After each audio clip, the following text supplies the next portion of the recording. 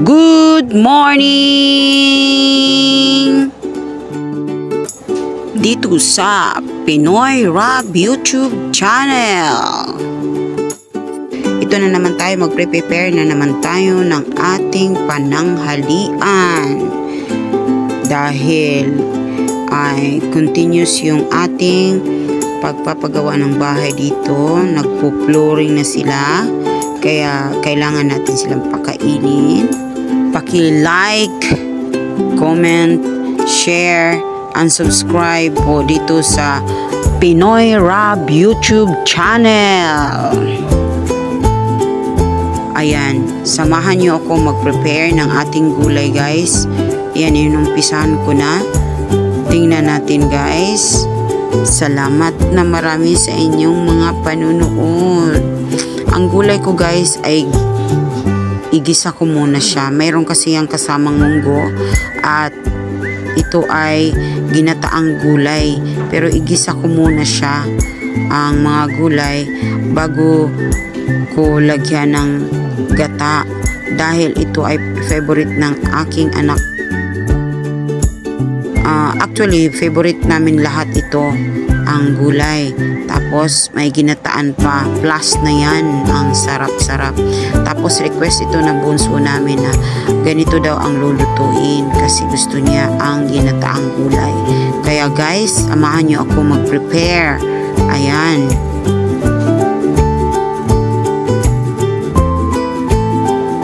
Aside naman po sa ginataang gulay, mayroon din tayong side dish na daing. Yun. Sa amin, bulad sa Bisaya. Piprituhin natin yan para pang appetizer din natin yun. At saka kakaiba rin itong aking gulay na ito dahil may nagbebenta doon sa kapitbahay namin na binigay sa akin yung kanilang sabaw. Kaya yun ang ating isabaw na timplado na. Kaya hindi na tayo mahirapang magtimpla-timpla. Kasi timplado na yung binigay nilang sabaw. Dito na naman tayo sa talbos ng kamote. Ang sarap niyan, pambadagdag ng dugo. Dito na naman tayo sa ating mga lamas. Ayan. Gusto ko kasi yung gulay maraming lamas. Kaya kung sa mga gulay-gulay, nilalagyan ko talaga ng luya. Dahil ay gigisahin natin, mayroon din tayong bawang. Gisahin natin ang luya. Wow, ang bango niyan pag nagisa. Ayan, samahan nyo na lang ako maghiwa-hiwa ng ating mga lamas.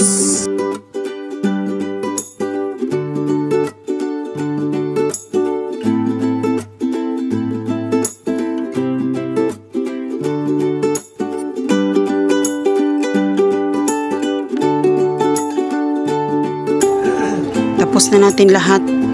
Agayatin ang mga gulay. Ayan o, may gata. Yan ang kukuhanin. Yan ang isasahog natin dahil madalian lang. Ayan na ang munggo. Luto na yata. Ayan, umpisahan na natin magpainit ng kalderong may mantika. Isutin na natin yung mga lamas. Ayan na. Halu-haluin.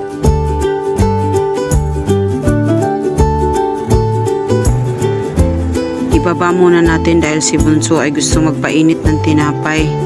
Gutom na yata. May minix kasi siyang itlog at saka avocado. Nilagyan niya ng honey at saka mayonnaise.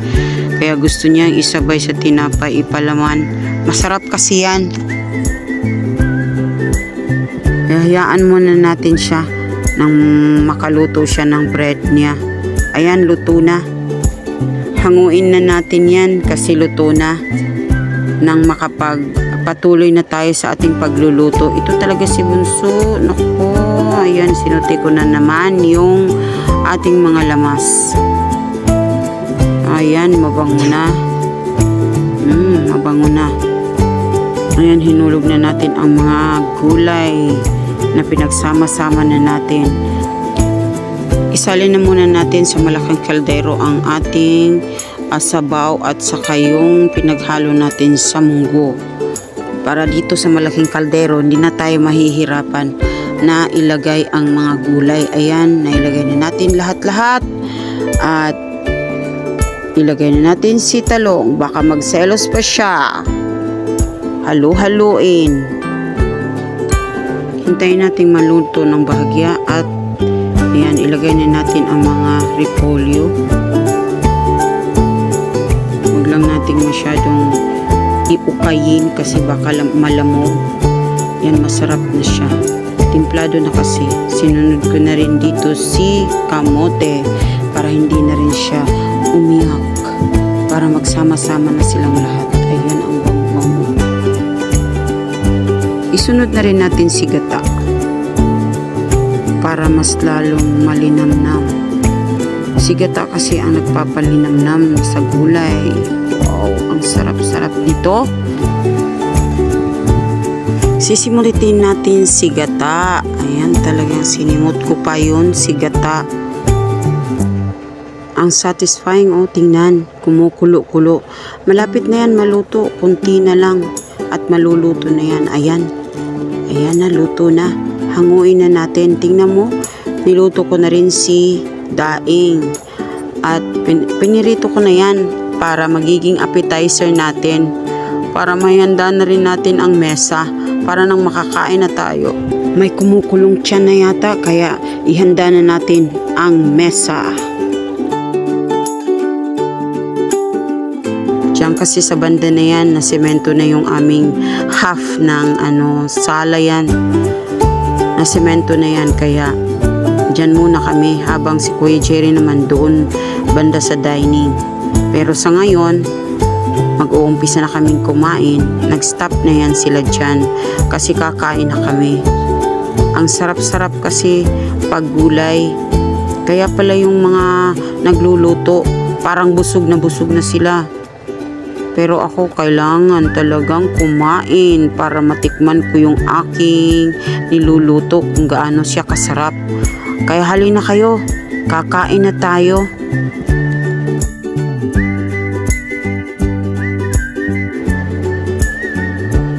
Pagkatapos namin kumain, isa-isa naglagay ng mga hugasin sa lababo. Siyempre, ako na ang maghuhugas ng plato dahil lahat may mga ginagawa. Pagkatapos ko nito, mag-i-edit na rin ako nitong video na to.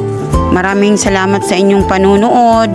Please like, comment, and share, and subscribe.